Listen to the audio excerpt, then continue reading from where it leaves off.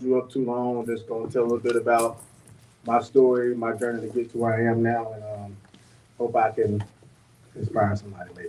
We'll see. All right, so before we get started, I do want to give some special thanks. Definitely want to give thanks to B&B Theaters for allowing us to come to this space. They were very accompanying and just very welcoming, so we want to thank them for that. I also want to give a very special shout out to the production team with Jacksonia Media. Everybody give a hand for Jacksonia Media. They are the mastermind behind this whole setup, and they're also streaming live. So for the ones that couldn't be here in person, they are able to still be here and they get to see the show. So without further ado, let's go ahead and get started. So again, welcome. Let me officially welcome you to the Jackson Kids Journey. I am Henry Amazing, and our very special guest is Mr. Jordan Bush. So Jordan, before we get started, go ahead and tell the people a little bit about yourself and exactly who you are. I don't think I'm as important as Henry made it seem, but I appreciate it. Jordan Bush, born and raised Jackson, Mississippi, literally 3 minutes down the street. I'm not gonna tell y'all my address, but it's right down the street. Um, Second child of two to James and Ivy Bush. They raised me and my brother from the time we got out the hospital. They still raising me to this day. I would not be the person I am without them and their guidance and everything that they, instilled in me and my brother from a young age, still to this day now. So I definitely want to appreciate them and let them know I appreciate them. I probably don't tell them as much as I should, but just know it's understood. I promise. Man, so for those that are watching us live and that are here in person, one thing that you all may not know is that Jordan and I are actually related. Like we're actually cousins. So we've known each other since we were like really, really little. Even so much so that we like played on the same little league football team, which we're gonna get into. But man, I would say thinking back to like your early childhood, when did you notice that you had like a love for sports? When did that start for you? Probably since the time I was able to understand what sports actually were. I think the first sport me and my brother participated in was, I want to say, soccer. And then T-ball was probably after it. We played in CJSO like most, kids in Jackson do. I actually want to say I wasn't old enough to be on the team, but I think I found a way to make my way on the roster, and they let me play. But I would say going back to I remember me and my brother used to literally just eat, breathe, sleep sports. Um, Grew up going to Jackson State football games. My parents had us involved in football, baseball. Both of us are black belts in karate. We did track a little bit, Boy Scouts. We were in the choir at church. We always were busy. So I think just playing sports, being around sports, just kept both of us. You develop a love for it the more you're around it. And I definitely can agree because I can remember back when we were on played little league football. Shout out to the Jackson Steelers. But I could just remember that passion. I could tell, and you even back then that you like it was just different, really for you and for your brother when y'all did the sports. It was just a different level of intensity and passion. But one thing I want to go back to it that you mentioned was that you actually played up when you were younger, which for those that may not know, it's just like you stated. When you play up, that just means that you're young, but you're playing with older individuals. So what would you say that did for you as far as developing like your mental toughness and just toughness in general? Well, even now, my brother has always been a role model to me. Trey, his name, if y'all don't know, Trey played, we're 18 months apart. So we're not even 2 years apart. So we literally right there with each other. But Trey was always, obviously he's older, so he always was playing the sport before me. But just being around him and his teammates and following them around just kept me, like I said, I wanted to do what my brother did. So that just kept me, I watched him. We would go to practice. So let me go back. When we both played summer baseball in the summer. That's what we did. I remember I could think back some Saturdays, my mom would be with me, my dad would be with my brother, but my dad coached both of us growing up. And I was thinking the other day, I'm like, man, I remember it used to be some nights at 11 o'clock, I was in my driveway pitching. And my brother used to just have to stand there and be the batter. And my dad would be sitting there as the catcher, just making sure I would throw strikes. And it just prepared me. It just, as a kid, you don't understand. I mean, of course, I appreciated the sport, but as a kid, you don't understand the sacrifices your parents make to just see you successful, but to just let you thrive, and it is whatever it is that you want to do. So there's so many stories I can tell about, you know, from football to baseball. Again, any sport we played, my parents made sure that we might not have been the best on the team, but we were gonna prepare like we were the best on the team. We were gonna work, and my dad was gonna push us to make sure that if it was game time, we were gonna be ready to go. So, like I said, I think just being around my brother, him being older than me, just pushed me to I wanted to do what Trey did. I wanted to play with my brother went to Chastain. I wanted to go to Chastain. My brother went to Murrell. I went to Murrell. So I think just being around him, watching him play and watching him, you know, like I said, with him being older than me, just always pushed me to keep going and try to not necessarily be better than him, but I just want to do the same thing he did. Man, I'm an older brother, so I can definitely understand just the way that, you know, older brothers can be like a role model for the younger brother. So I definitely want to give some kudos to Trey for being that light for you, because I truly believe that was one of the many factors that played into why you became the man you are today. Especially also giving some honor to your parents just for being that great support system, because a lot of people don't realize like it means so much when your parent is there at, you know, every game. You know, even when you go on the road, they're there cheering you on, supporting you. But I will say before we go to middle school, high school, I want to go to like elementary a little bit, because we do have like someone special here live with us.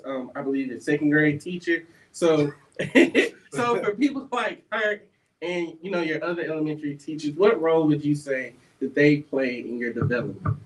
It's actually funny because me and Trey, I want to say, had the same teachers all the way up to the third grade. So they would see me in class, well, not in class with him, but me and my mom would go visit the school and go sneak in on Trey in class. And we had the same first grade teacher, second grade teacher. I want to say third grade also. And then when I got to fourth grade, I left and went to APAC. But the teachers that I had knew me from being around my brother. Like I said, my parents kept us involved. We were both in Boy Scouts. That was a big thing in our family, Boy Scouts. We used to go camping and all that stuff. And then, like I said, they just kept us busy with being in the choir, we were always active. We didn't have time to sit around and do nothing, if that makes sense. And that's not a bad thing, but we were always on the go, always on the move, always doing something. So I think the teachers obviously played a huge role in my development. So many great teachers I've had from kindergarten all the way up through college. So many great teachers I can name, but I think, like I said, just people seeing me from being around my brother so much, because people used to always think we're twins. He was just a little bit taller. Now I'm taller than him, and it's a little bit of stuff has changed. But all the way growing all the way up, we were just always connected at the hip. So I think the teachers that saw him saw me. And by the time I got to that class, it was, oh, that's Trey, little brother. You know what I mean? Got you. So now let's transition to middle school. You were at Chastain. Now, I remember you played football at Chastain. What was that experience like? Man. So when I was in middle school, Chastain used to beat everybody in football. Like, it was Chastain and everybody else, if I'm being honest.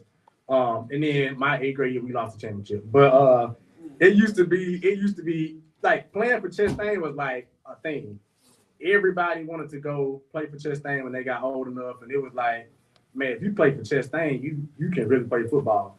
And I remember my 7th grade year, I actually was still playing with the Steelers. That was my last year playing for the Steelers. I didn't even play at Chastain because I wanted to stay with the Steelers my last year. And the coach at the time told me, you either got to pick Chastain or the Steelers. And I actually stayed with the Steelers. But Playing that chess thing it was fun. Of course, we won every game except the last one. We lost the championship, like I said. But just being a student at chess thing, I want to say it prepared me to get ready to go to the ninth grade and play at Murray. Man, and I want to stay there with that championship game because, and again, people that may not know, like the Little League Jackson Steelers, they too were a team that were winning championships. Absolutely. Like C team, which were like little kids, B team were a little bit older, and of course A team was the more, they were like almost teenagers. But we always won. Right. So to come from a culture of winning to experiencing that defeat in that eighth grade championship game, like how did you not let that defeat ruin your love for the game? It was tough because we were supposed to win. I mean, my teammate Scott, we played together. We were supposed to win that game for sure, but we didn't. It is what it is. But I think I love what I got out of it. I met I played with some great people, not necessarily great athletes, but great people. Like we were all friends, and most of us that left Chastain ended up going to Murrow together. So it was kind of like, all right, we lost this time, but we still get 4 more years to play with each other. We still get a chance to do it all over again. So I think just staying, like I said, and at the time I was in 8th grade, my brother was already in the 10th. So I was seeing him play for Murrow, et cetera, et cetera. So it just kept me hungry and, disciplined into the sport. Got you. And then I'll say also, because again, when you were younger, you played a lot of sports. Was it the same way in middle school and high school? Football and baseball have always been the two that I stuck with. I tried to do track in 7th grade. And I wasn't fast enough to sprint, so I tried to do the distance. Didn't have the wind enough to make it around the track. So I tried to do the shot put. Wasn't strong enough to throw the shot put. So I'm like, all right, I'm gonna just be on the team because I know we're gonna win the championship, which I want to say we did. But track had never been my thing, but I always had been football, baseball. I've always been the two sports that I stuck it out the road with. Nah, which again, I could definitely attest to that because again, going to high school, I remember seeing you again. You were on those teams doing your thing, but I know in high school you had a critical moment actually, where I won't spill it for you. So go ahead, I won't spill it for you, but go ahead, tell us about the moment when you experienced that like life-changing injury for you. I've had two, I'll say. So my 11th grade year, I remember we had a random Saturday practice the week before our first, I want to say week before the jamboree. We had a Saturday practice, normal practice. I think I had made a normal tackle, and I just felt something go wrong in my left knee. I don't know what it was. I was too young to actually understand, the body like I do now. But I didn't know what happened. I just felt like a little pop. And I remember I went to Mississippi Sports Medicine, I want to say that following Monday, and I went and got MRI, and they told me I had torn my meniscus in my left knee. And I'm like, all right, what does that mean? In 11th grade, 16 years old, I'm like, all right, well, how long do I have to take before I can play again? They said, what's about an 8-week, 10-week injury process at the time before you come back and play. So by that time, I was in 11th grade. I felt like I had a great summer. I had been ready. I was starting. I felt like that was really the year I was going to turn it up a notch and actually really get my name out there. And for that to happen, it was tough. But my senior year was even worse. But I went through therapy. I went through rehab and stuff like that. I went to Mississippi Sports Medicine. I was going 3 days a week. Before school, I would be there at like 6:30. From 6:30 to 7:30, and then go to school after that. I was doing it. My mom would take me because I wasn't driving at the time, but I couldn't drive actually. So she was taking me to therapy every morning, 3 days a week. And my therapist at the time, her name was Meredith Ward. She did a tremendous job with my rehab, got me back to where I was able to play again. Really tried to come back in the middle of the year, but I wasn't the same. I was just out there trying to go through the motions, trying to contribute as much as I could, but it wasn't the same. So fast forward a year later, homecoming night, my senior year, had the same injury in my right leg. And I felt like my senior year, I was really on track to do something special. I think I had Got a couple invites to play in some All-Star games that I had been talking to my coach about. And that one really hurt because I felt like I knew then it was the end of the road, football wise. Because I mean, I'm only 5'8", not that tall. Never was the biggest, fastest, or the strongest, but I worked hard. I definitely can say I worked hard. And then to just see that happen, to have that happen, it sucked. But I was all right. I'm gonna rehab again. Had the same PT I had the year before. And she got me back to where I could get ready for baseball season. Had a pretty good senior year of baseball, but I definitely feel like I left some moments out there on the football field because I didn't get a chance to finish, my senior year playing football. Man, I can't even imagine just like what was going on in your mind at that time. Because of course, like you stated, you went through the injury in the rehab process in 11th grade year. But for those that may not know, like your 12th grade year as an athlete, really just as a senior period, is a very pivotal moment. Right. So for that injury to happen again on homecoming night, I could only just think how devastating it was. So one thing, because I think this will be very beneficial for those who may be going through some trials in their own life, and they may go through the same storm, multiple times. Right. What was like one thing that you were telling yourself during your senior year when you were going through the second rehab process that helped you to not like give up on yourself, but still remain positive through the journey? I think it was just the support from the people around me. Like I think our homecoming game was like the 8th game of the year or something like that. I had surgery on like a Monday. That following Friday, I went to senior night. I was like, I can't miss. I've worked for 4 years. I can't miss this game. So I hopped out there on crutches. Anybody know how Newell Field sit up? You got to go all the way down the hill. I hopped down that hill. I just wanted to be around my teammates. I knew it was work to get back to, but I think I was so motivated by trying to get ready for baseball season. I had to keep going. I didn't have time to feel sorry for myself. I didn't have time to, have a pity party. I had to keep going. So I think just being around, my teammates and support from, family, friends. I would have people bring me food to the house. Just stuff I couldn't do because I couldn't drive. I couldn't do anything. So I would have friends bring food to the house, come visit. So I think just the support from people around me, a lot of people sitting in this room right now, appreciate y'all for that. But I think just support from it takes a community, it takes a village, and those people were around, and they pushed me to keep going. Like I said, I was in my mind, I was like, gotta get ready for baseball season. This is my senior year of baseball coming up, so I kept pushing.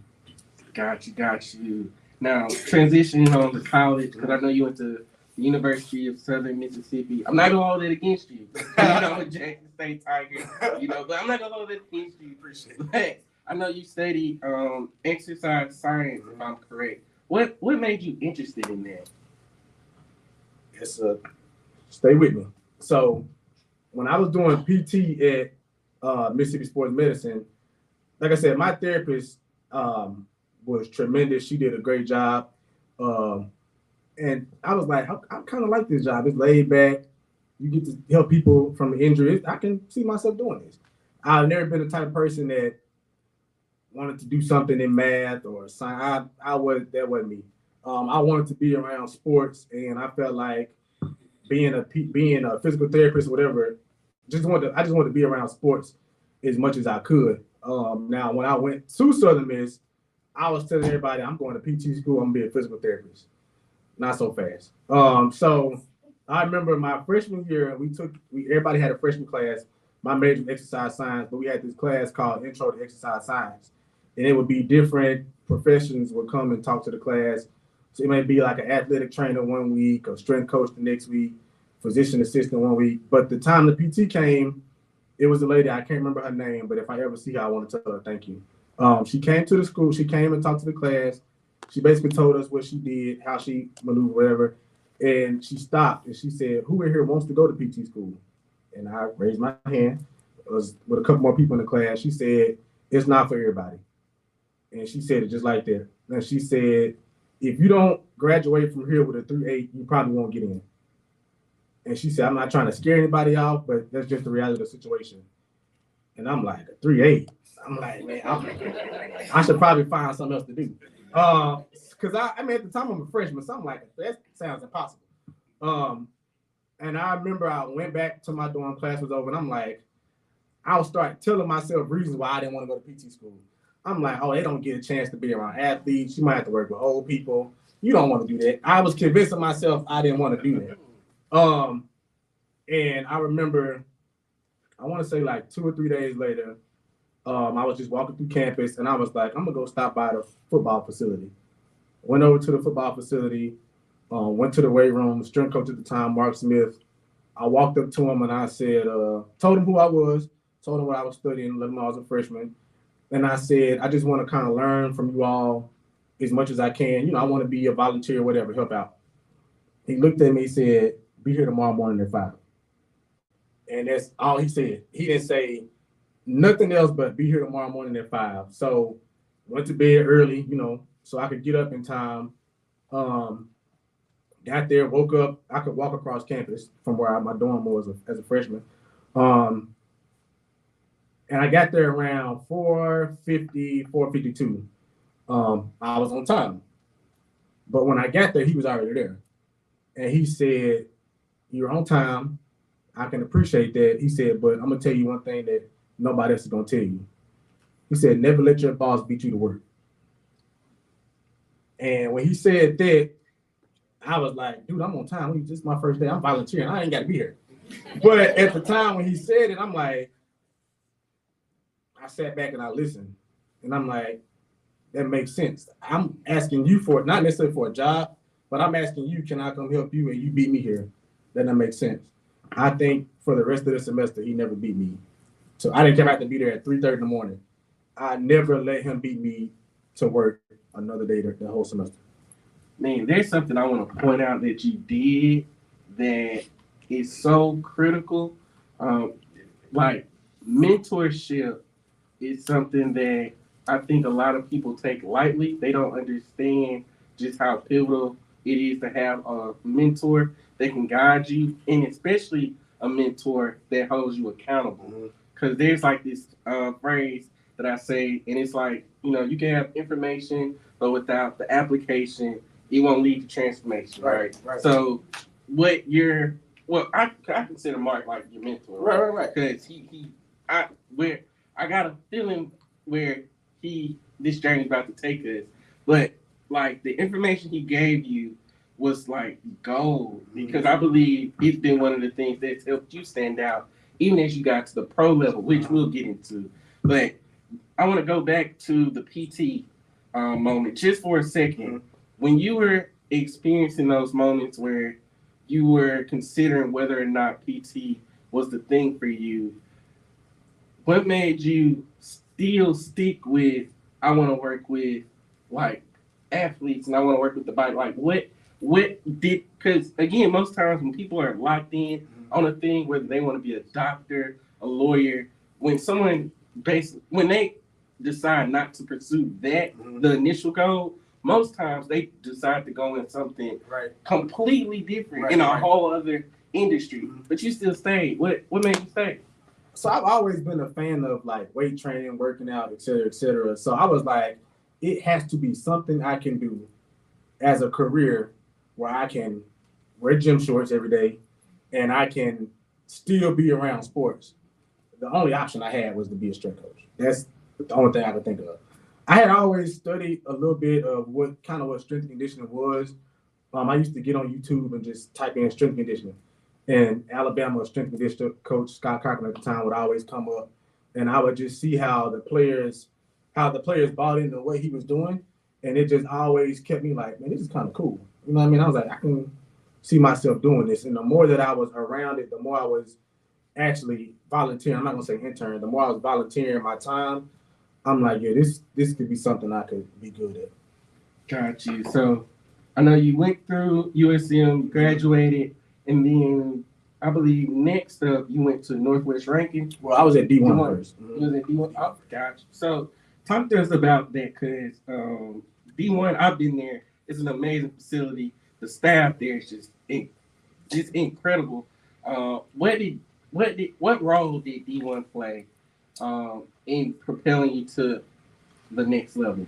Well, the way I got there was my last semester of school. We had to do an internship, and you have to find somewhere to intern. You have to get like a crazy amount of hours. It was just tedious work.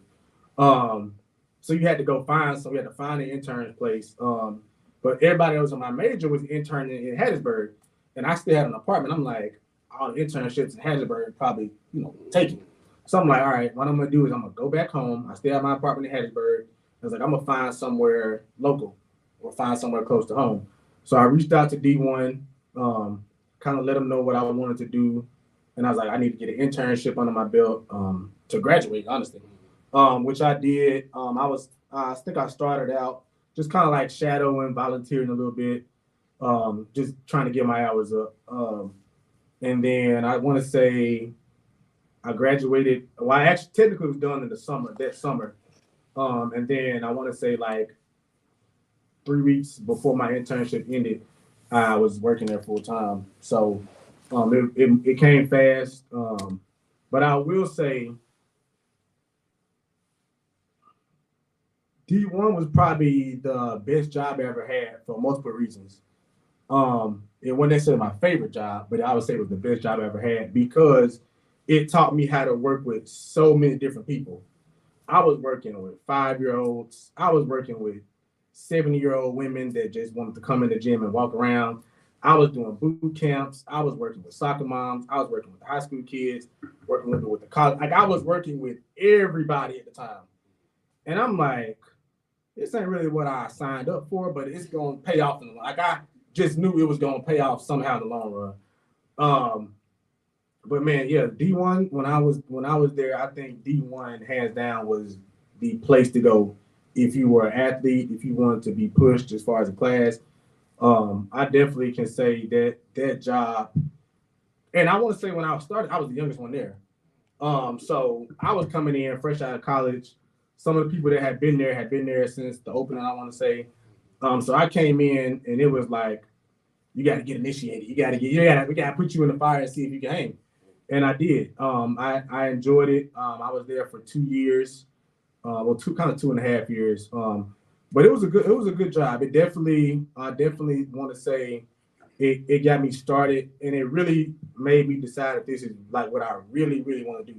Because you're not gonna always have the pro athletes. You don't just jump into that off the bat. So I mean, a lot of people that I was working with at D1, I still talk to them to this day. Like a lot of people, we still catch up. Obviously, I'm not there anymore, but a lot of people that were at D1 at the time, I still communicate with them, all the time.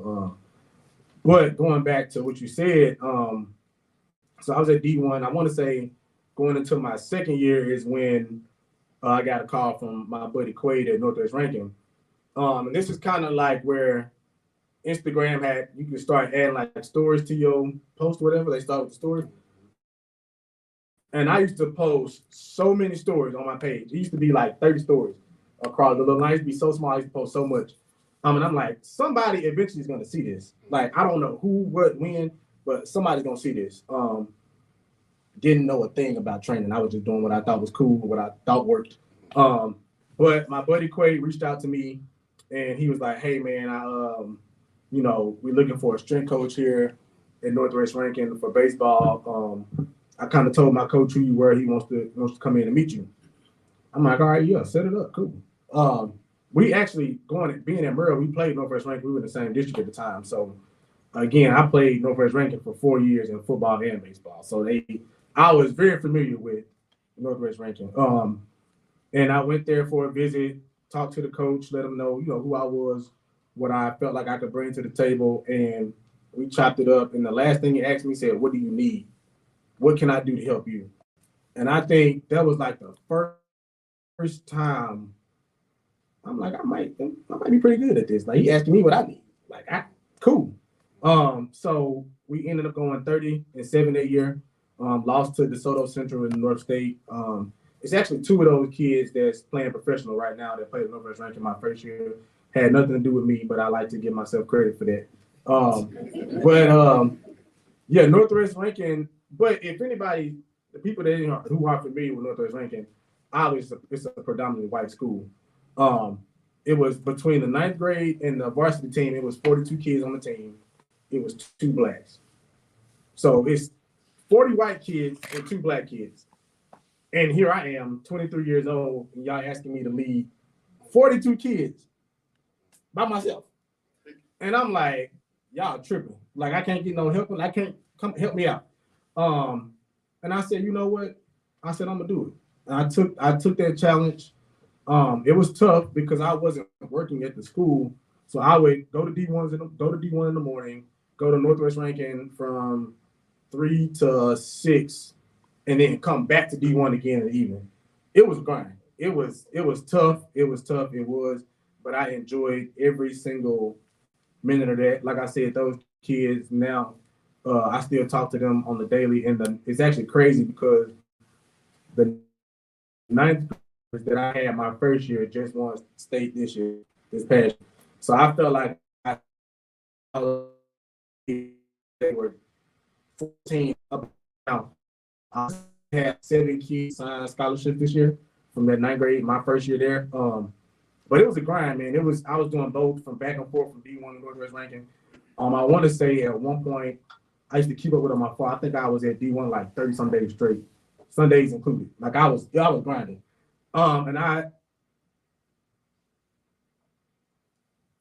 It wasn't a bad thing, but I kind of like start seeing myself like questioning myself, like, do you really, really want to do this?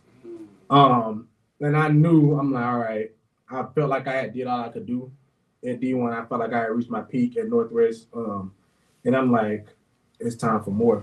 You know, it's time for me to keep going. At the time I was young, I'm still young now, but at the time I was 23, something like that, 24. I'm like, I have to keep going to get where I want to go. Yeah. Man, I would say before we go to what happened next after Northwest Rankin, there were some things you said that were like really, really like big major gems that I hope people didn't sleep on. The first thing you said was the thing that was the best for you wasn't exactly your favorite thing, which I think a lot of times we as just people in general, it's our nature to seek comfortability. Right. Like we want to be comfortable, but there is no growth in our comfort zone. Right. So the fact that you are able to still be dedicated, committed, and consistent at D1, I believe again that's another pillar that helped propel you to where you are today. Right. So that was the first thing. Second thing at Northwest Rankin, for those again who may not know, well, you stated it. The culture at Northwest Rankin is way different than nothing the culture. Like Murrah. Right, nothing like Murrah. So like, what the fact that you were able to step up to the plate and accept the challenge to lead, even though you were a diverse space, probably for them kids, probably one of the first times that they had to, follow instruction from African American. You say it. It's the first time they had to take instruction from an African American male, and the fact that you didn't back down from that, or even be used by your higher ups, you still showed up as your authentic self. That's a very important thing because we can't allow ourselves to minimize who we are just because of the spaces that we take up. Right. Like we need to show up as ourselves because we don't know the effects. Like you literally said it. The kids from your ninth grade that you were helping when they were in ninth grade, they're doing great stuff. Right. 4 years later, and it's because of what you implemented in them. And then the last thing I believe that's really good that you did was you showed up. Like the fact when you were on social media just posting, and this is just a separate gym. Like a lot of people don't understand just how powerful it is to just market yourself and put yourself out there because you never know who sees or who's watching you. I will say this for sure. If it wasn't for Instagram, Twitter, Google, I hands down would not be nowhere near where I am today. Because a lot of people that I've met have been through social media. And I'll get into that in a second. But if you use it for the right things, it can definitely bring you some benefits. And I've learned that tremendously. I'll get into it now if you want to talk about it. Nah, for real. Because you know me, social media, I love it. I believe it is a tool. And my philosophy is you can either use social media or let it use you. A lot of people let social media use them and they just consume Right. instead of being a producer and putting themselves out there or pushing or creating a narrative that they want to see instead of just consuming. So for you, when I guess outside of you posting those videos in your stories, when was another moment when you realized the power of social media? Oh man, all the time. So a lot of people don't know. So when I was working at D1, when I tell you I was grinding, not necessarily just in the building, I would get on Twitter, I would get on Instagram, and I would just type in hashtag strength and conditioning, hashtag strength trainer, hashtag whatever. I would DM so many coaches and just say, hey, let them know who I was, let them know kind of what I wanted to do. It was so many times I didn't get a response, but I didn't care. Somebody gonna see it. I used to DM so many coaches, DM direct message for the whole people in the crowd. But I would always reach out to them and just ask questions like, hey, what are some books you reading? What's some podcasts you listen to? What are some things that help you get to where you are? I didn't care if you were the head, the assistant, the GA. I didn't care who you were. Anybody that I saw with a school and strength coach behind it, I was gonna hit you up. And it paid off tremendously. I can't say that. But I remember one day, I was at Northwest Rankin. Well, actually, let me go back. So, again, on Instagram, saw that this school called IMG Academy had a job opening for a strength coach. I'm like, oh snap! And for the people that don't know, IMG Academy is probably the most well-renowned high school in the country. It's in Burlington, Florida, but it's a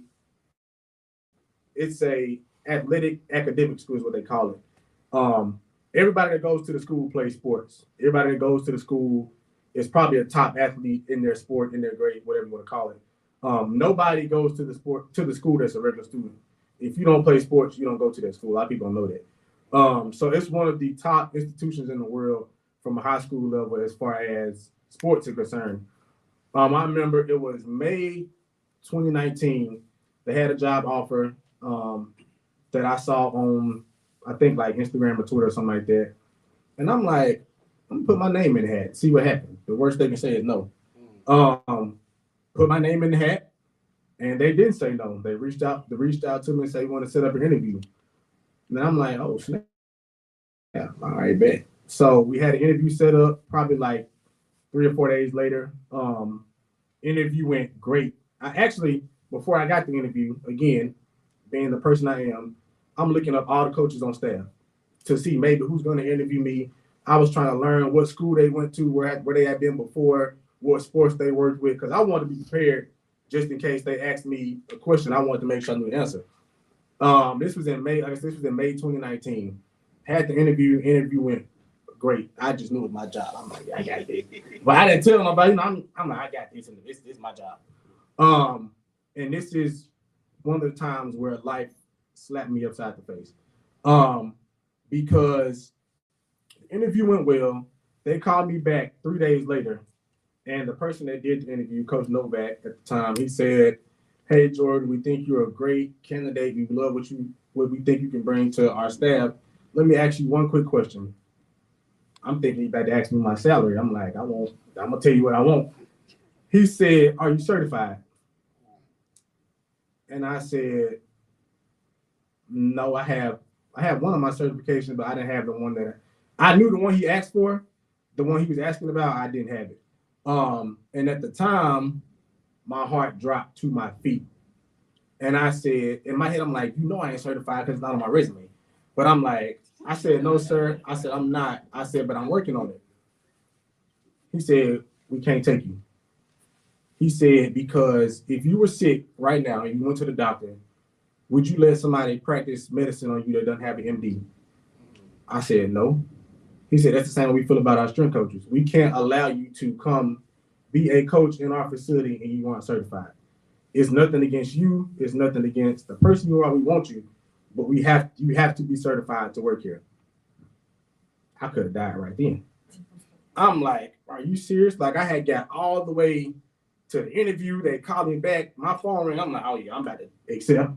And then to go from here to there so fast, it was like, you can't be serious. He was like, well, this is what I'm gonna teach you. He said, work on it. Try to get it as fast as you can. Let me know when you get a chance to knock it out. This was in May. Fast forward to November. I'm at Northwest Rankin, still doing my thing. We at baseball practice. I get a notification from Instagram.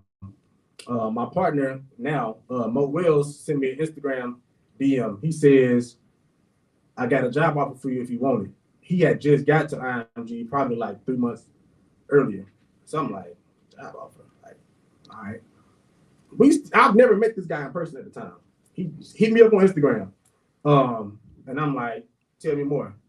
He said, well, we have, so he said, I want you to help me out with combine training. And I'm like, bro, you know I'm not certified. Like, come on, dog. He said, you don't need it. We're going to bypass all of it. That ain't nobody but God, because I didn't have it at the time. And he was like, we're going to bypass all that. We're going to give you time to get it. I said, bro, I'll be there. Let me know what I need to do. I'm coming. There's no questions asked. I didn't care about the pay. I didn't care about how far the drive was. I said, bro, I'm coming. Say less.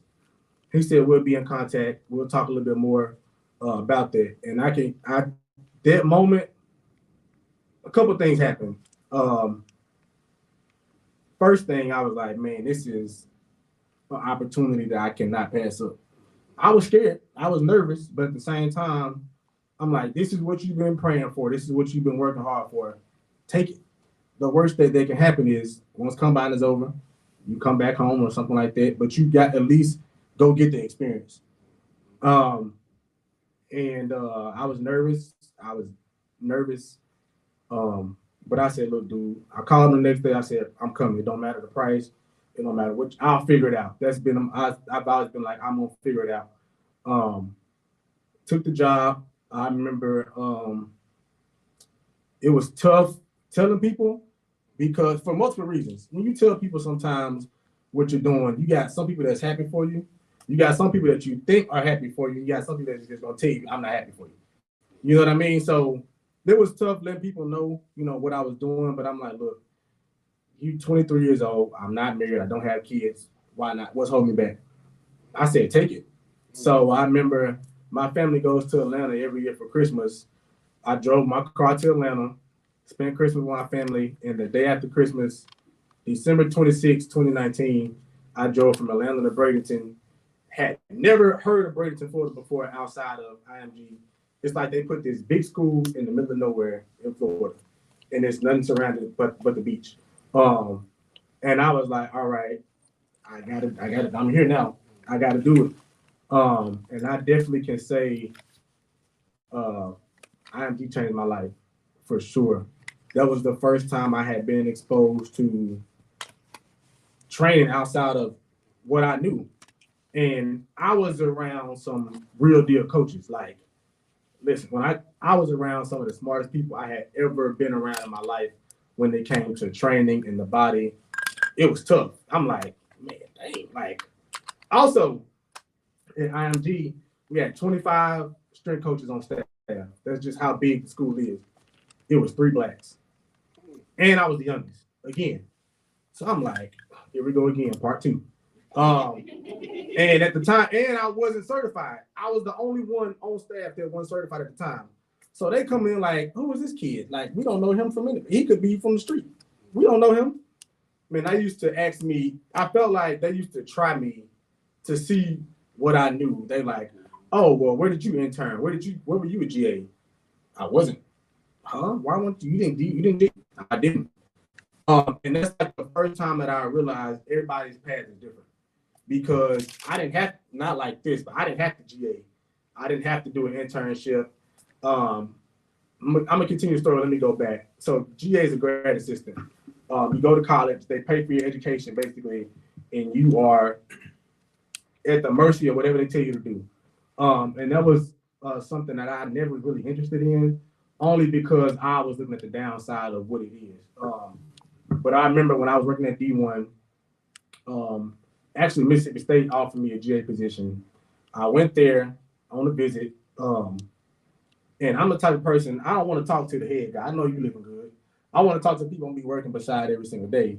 You know, because if I ask the head coach how is it, he's gonna say, "Oh, it's great, whatever." I want to talk to people that's on the floor 10 hours a day. I want to talk to the people that this gonna be my peers. And I never forget, it was one guy there. I asked him, I'm like, "Hey man, like, how you surviving out here? Like, how you getting by? Like, make it make sense." He said, "My parents took out a loan for me to come here." He said, "I survive off protein shakes, peanut butter and jelly sandwiches, and the leftovers that the team doesn't eat at the end of every day." I say, "I will never be a GA." I say, this is not for me. My parents not take out a loan to eat peanut butter and jelly every day. Not happening. And I never did. I have never been a GA. Fun fact, never have, never will. But that was the first time I'm like, yeah, I took a different path and I'm okay with that. And I used to have to go to work every single day and stand on that. I would tell them, "Hey man, you might have did that. That might have been the route you took. God wanted different for me. I'm here. Let's make it work." You know what I mean? But like I said, being the only one there that was not certified, and I'm only one of 3 black people out of 25, you can probably imagine how it was.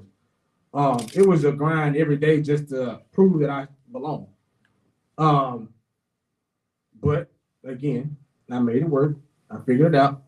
And like I said, 2020 pre-COVID definitely changed my life. That was my first time working with, NFL Combine.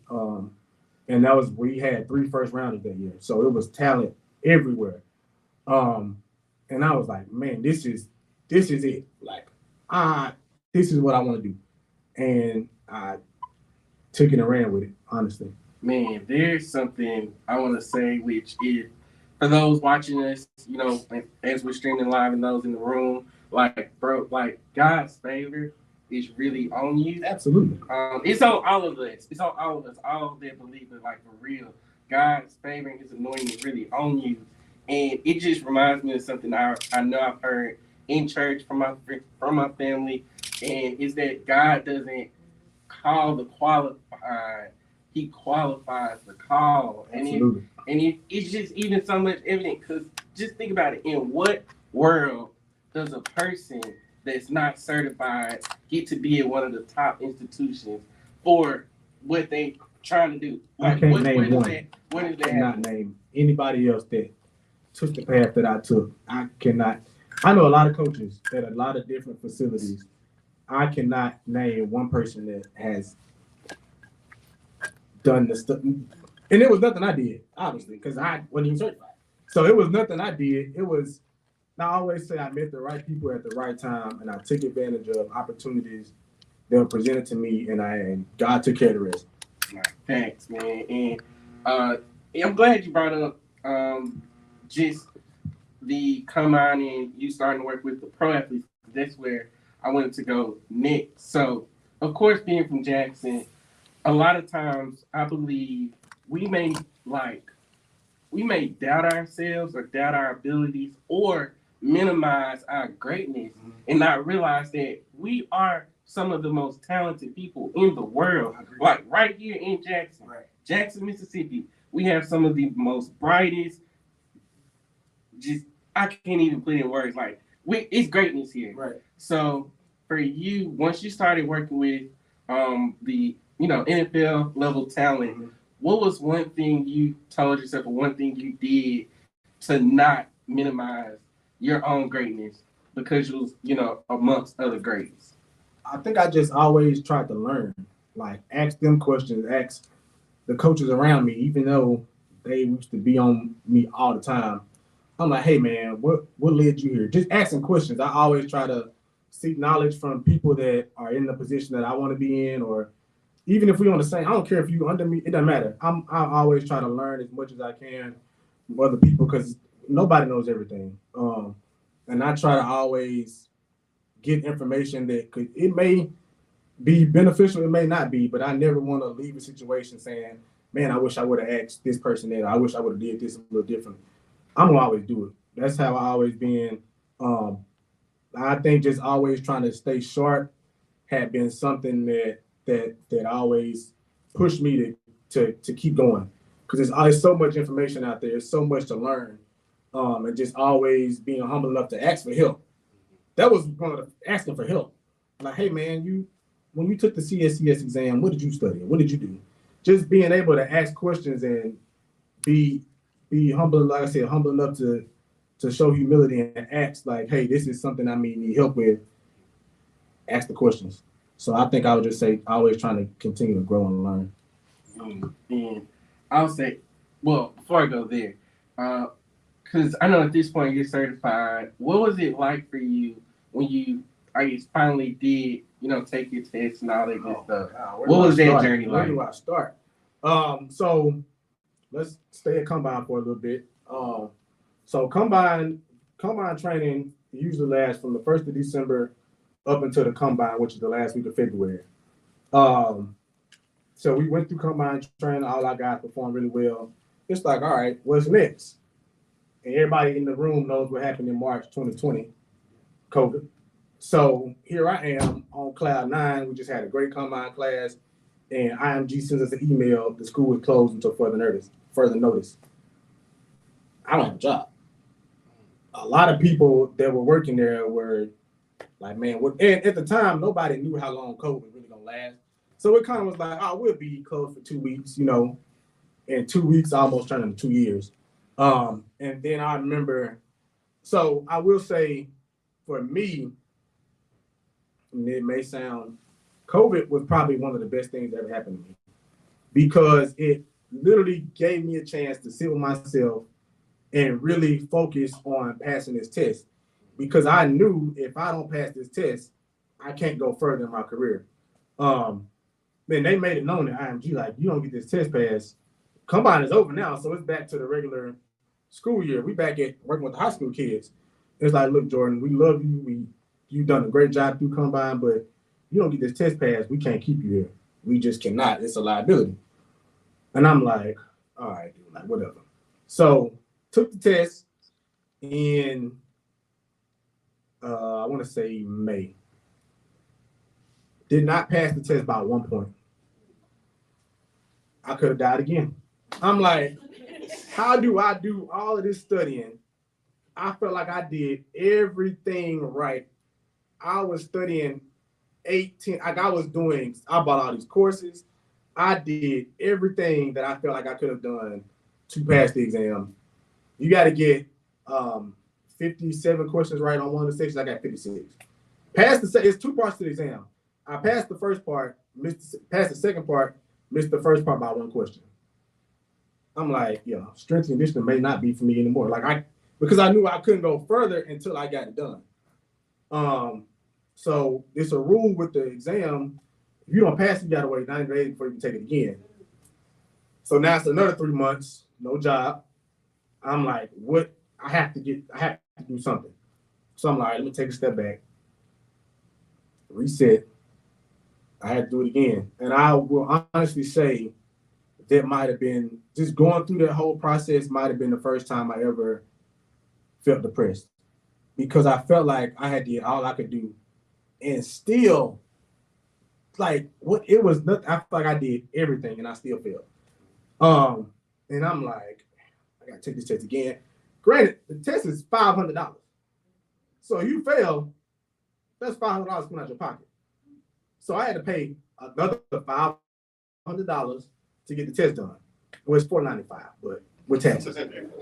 So I'm like, do I got to pay this to take this test again? Like, you cannot be serious. 3 months, well, time goes by. I keep studying. And I'm like, all right, I looked at the time, the day I took the test, I literally scheduled 90 days exactly. I said, I'm going to take it again on this day. I made myself study until that 90 days was up. And I made sure I took it again on the 90th day. Passed by 1 point. The second time I took it, so I've been dancing on thin ice with this test. But when I tell you it was such a relief to finally get it done, I felt like I had won the presidential election. Like, I'm like, nothing can stop me now. Like, I'm him. I'm here. You know what I'm saying? So I finally got it done. I remember I called my mom. I was crying. probably the last time I cried in 2020 when I passed that test. It was in December 2020. So they told me to get the test in May 2019. I didn't get it to December 2020. So y'all kind of see I was going through a time where I wasn't doing nothing. I could have easily knocked it out.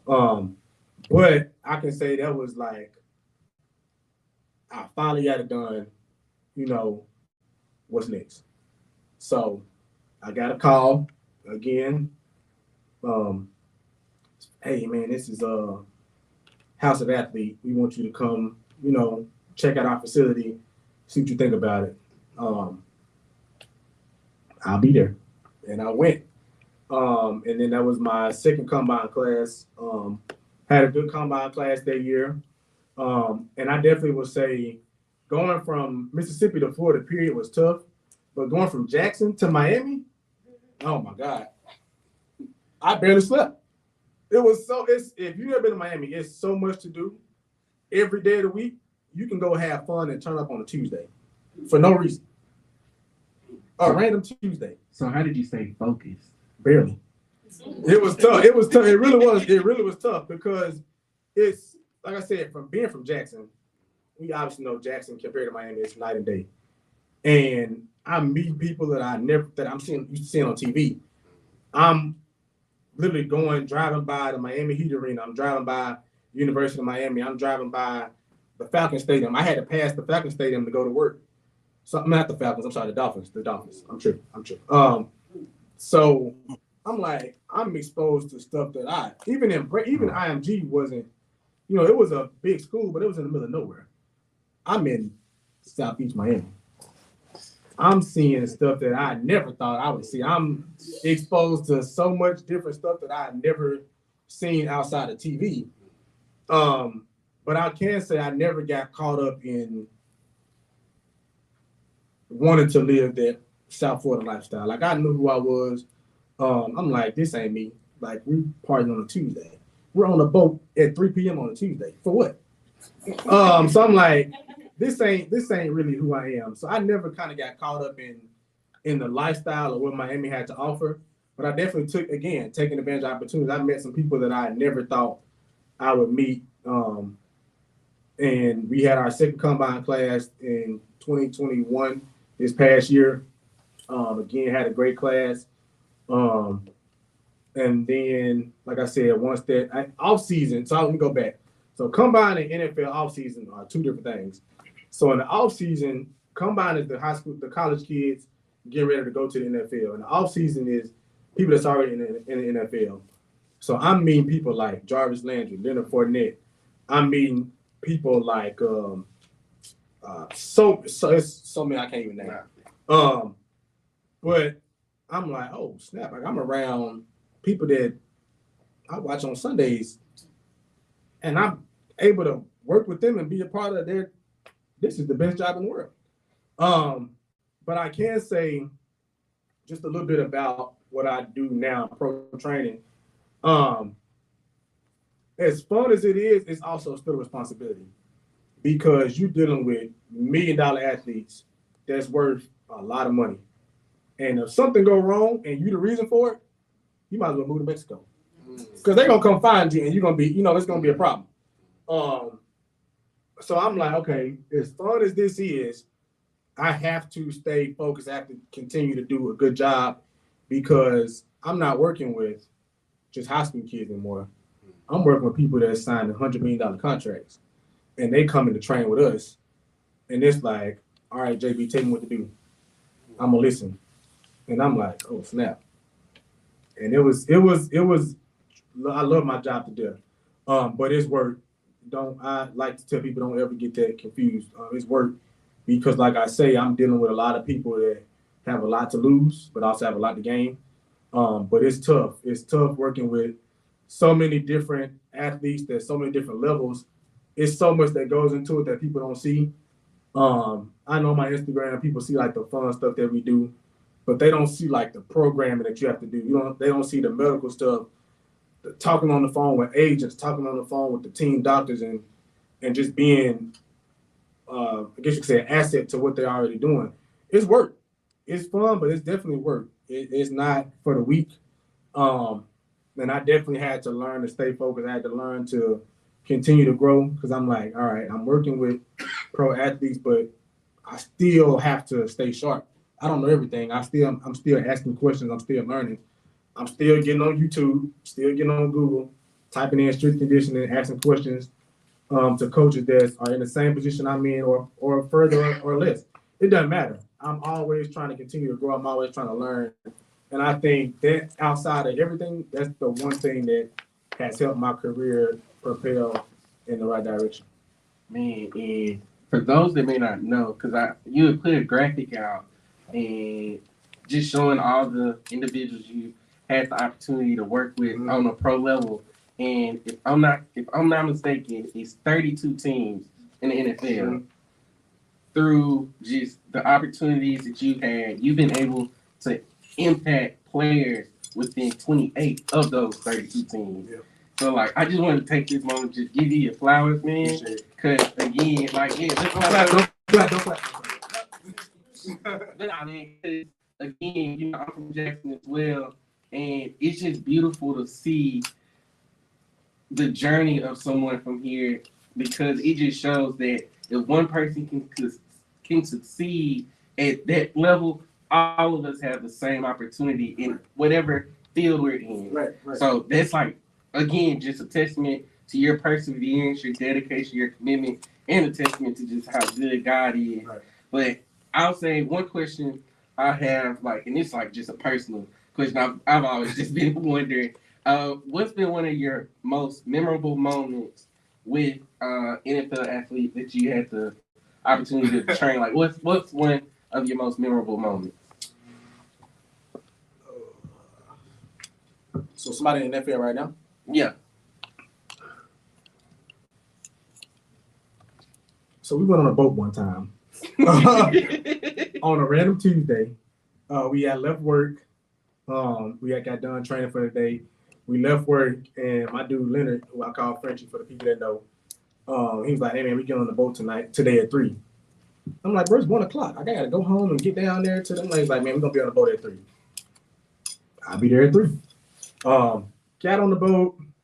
I'm thinking we about to just chill, vibe out. It's like 100 people on the boat. And I'm like, bro, what are we doing? Like, it's Tuesday. And I say that was probably one of the first times where I'm like, these dudes literally can do whatever they want to do. And they have the obviously the funds, but they have the star power where they can go anywhere and somebody's gonna notice them and they can do literally whatever they want to do. I remember we went to this place in Miami called Poppy Steak on like a Thursday this time. We got past Tuesday, it's like a Thursday. And it's like if you go on Instagram now and type in Poppy Steak, it's gonna be this video of this guy opening this steak box. It's like $1,000. The steak is $1,000. We get to the restaurant, it's like I want 5 of the $1,000 steaks. I'm looking like, you spending $5,000 on steak? He's like, that ain't nothing. Excuse me, let me sit back. You got it? But it's just stuff like that, man, that we've done so much stuff. I can say my most proud moment, let's see, so many of those too. My dude Snoop Connor that plays for the Jaguars. He was the first athlete that I worked with from high school that got drafted in the NFL. You would think he was my son. I'm like, dude, I was so happy for him because we started working together going into his senior high school. He played at Hattiesburg, so he would drive up from Hattiesburg sometimes to come train with me at D1. And this kid has been with me from D1 to IMG to House of Athlete, and now we work together in Austin at the collective, the job that I'm in now. He got drafted this past draft to the Jaguars. And that was probably like my most proud moment because I'm like, okay, now granted, he would probably be the athlete he is with or without me. So I'm not going to take credit for that. But he was the first athlete that I was around for such an extended amount of time that actually made it. He's from Mississippi. And we see how we kind of know how it is in Mississippi. We looked at it as, a lot of people put us last when it comes to a lot of different stuff. But one thing you can't deny is Mississippi has talent when it comes to sports. It's across the board. I don't care what sport it is, football, baseball, basketball. And to see him get drafted, to see him get his name called, I remember he got drafted. He was at home when he got drafted in the States. His dad lives in Ridgeline. I went to his house. It was just a moment that I'll probably never forget, hearing his name called. It was big for him, but it was also big for me because it's like, that was kind of like my I made it moment, I would say. Because I'm like, I really had an impact on this kid, and it just felt like it was like we did it. You know what I mean? So that's probably the most proud, but the most memorable moment. I can name so many. We'll be here till 11 o'clock at night, but that's probably the most proud moment I ever had as a coach. Man, so of course, as we see, your journey has not been those just straight paths. Right. You had ups, downs, you had detours, but through it all, you were able to still press on and persevere through. And for anyone that's listening, whether you're watching live or you're here in the audience, I just want to encourage you to do the same. Like, no matter what obstacles life throw at you, continue to press forward, because on the other side, you will get to reach your destiny and be who God called you to be. So my question for you before I get into just a few rapid fire questions is, what's next for Jordan Bush? You gotta ask the Lord that question. I ask him all the time, like, what we doing next? But no, on a serious note, I want to start giving back. So I posted on Instagram probably like 2 months ago. I want to have a camp somewhere in Jackson. I'm gonna invite my NFL friends to come down, and I want the kids to see them, because I want them to understand that not just the people I work with, but these are people y'all watch every day. And I tell people all the time, like, working with guys in the NFL, that they're just like me and you. They just worth a lot of money, and they're good at their sport. But they're humans, and that's one of the things that it took me a while to understand. Like, they just like anybody else, So they go through stuff. They have problems, maybe not financial problems, but they still have problems that they go through, and it's like they human. So I definitely want to have a camp, and whoever's in the audience wants to help, let me know. But I want to have a camp. I want to invite them out here to see, where I come from. I know some of them will do it. I know the kids will be excited to see, some of the people that they watch on Sundays able to come to little old Jackson, Mississippi, and it didn't have to necessarily be a football camp. I just want kids to see these pro athletes, which they're all my friends now. I want them to see kind of like I said, the people I work with on the daily, because we don't get a chance. No pro teams in Mississippi, right? The closest you got is the Saints. And that's 3 hours away. So you're not seeing those people all the time. So I want them to be able to see I want the kids to be able to see I'm nobody special. I didn't do anything special to get to where I am.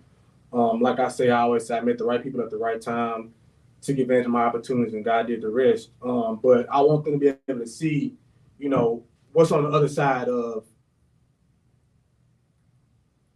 quitting. I want them to see what's on the other side of doubt, and just keep pushing forward. And who knows, you might not want to be a coach. You might not want to work, whatever it is that you want to do. Just don't quit, keep going. Again, you can do everything the right way and still fail, but learn from that. Learn from, your mistakes and take it and continue to go. Also, what's next? I have a track athlete, Alicia Johnson. We're trying to get in the Olympics in 2024.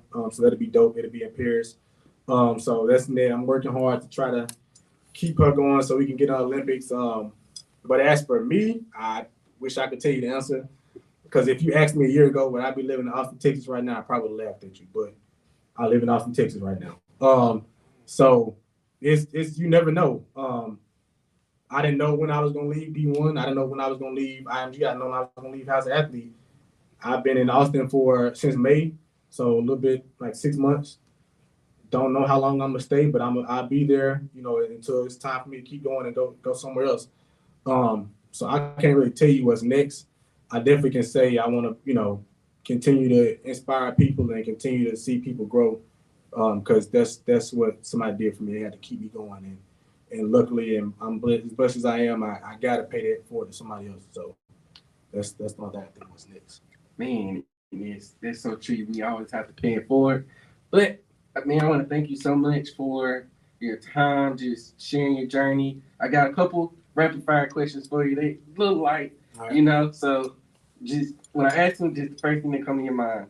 So first question is, do you prefer a 7 a.m. workout or 7 p.m.? 7 a.m. Always. Always. I like to have my nights to myself. Understood. I like to, so fun fact, I like to be done working at 12 o'clock if I could. So if I got to go in at 4 and be done at 12, I would do that every day of the week. Because when it's like I hit a wall at a certain time. I'm like, I don't want to see y'all. I don't want to talk to y'all. I'm gonna go home. So if it's 7 p.m., always 7 a.m. All right. Would you rather do cardio or weights? Weights. I hate running. Weights, always. All right. What is one of your favorite food items that you remember from like childhood that's still like one of your favorites to this day?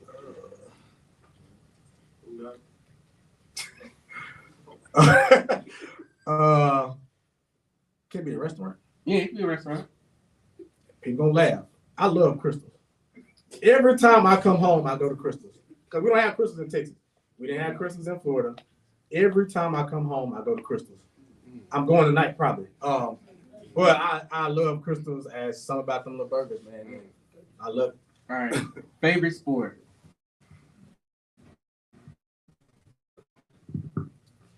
That I like to train or to. Yeah. Favorite sport, just period.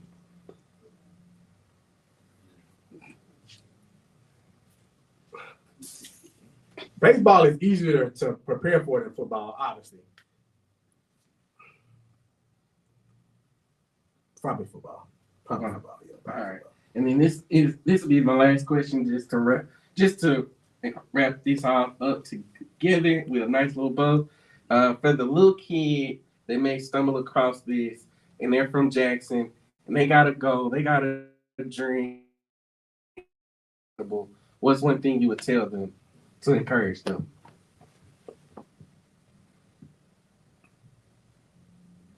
It's gonna sound cliche. If I can do it, literally anybody can do it. Again, like I said, I did not do anything special. I failed. I've gone through so much different stuff, but I just always kept going. So I think just I would just say just to keep going. You never know what's on the other side. You never know when somebody could see you doing something, who you're inspired. You just never know. Like I said, I would say it's a quote that I had. I think it's my screensaver on my phone. It says, "Doubt kills more dreams than failure ever will." And that's deep. Like the more you doubt yourself, you probably not gonna get it done. And that's real. Like doubt kills more dreams than failure ever will. So by me saying I'm gonna never pass this test, I probably wouldn't have. I failed, but I never like doubted that I would get it done. I didn't know when, but eventually, like, I got it done. That's just life. Like, it's easy to say believe in yourself because it's not always that easy. You know, people go through stuff where it feels like it's the end. You don't have nowhere to turn, nobody to talk to. But the moment you stop believing in yourself is over. And that's one thing I could say. I never, ever stopped believing in myself. I didn't know, again, 4 years ago working at D1, I didn't know I would be where I am today. And I feel like I still got so much further to go. But again, just always believing in yourself, always continuing to push has impacted me tremendously. And just, like I said, man, God's favor has been tremendous. Mm. Ladies and gentlemen, let's give a round of applause for Jordan Bush.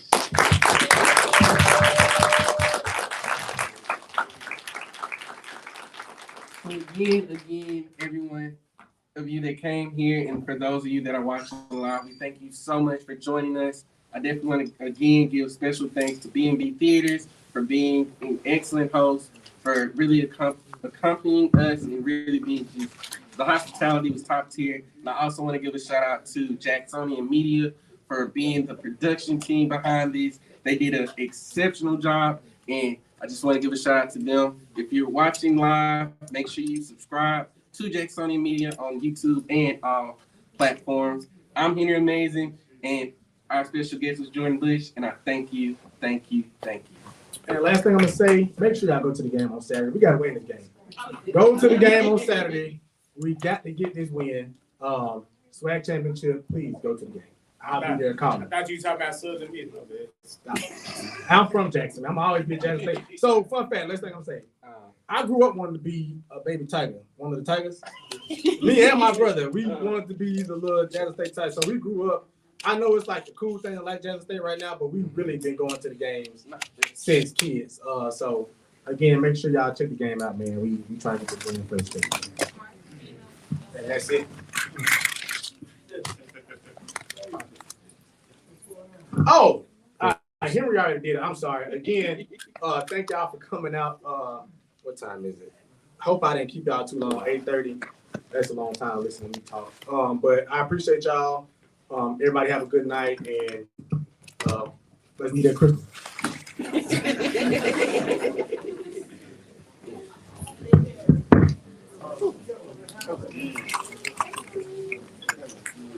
Yes, sir.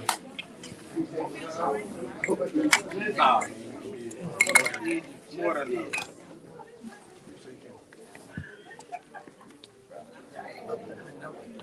What's up, man? Appreciate you. Thank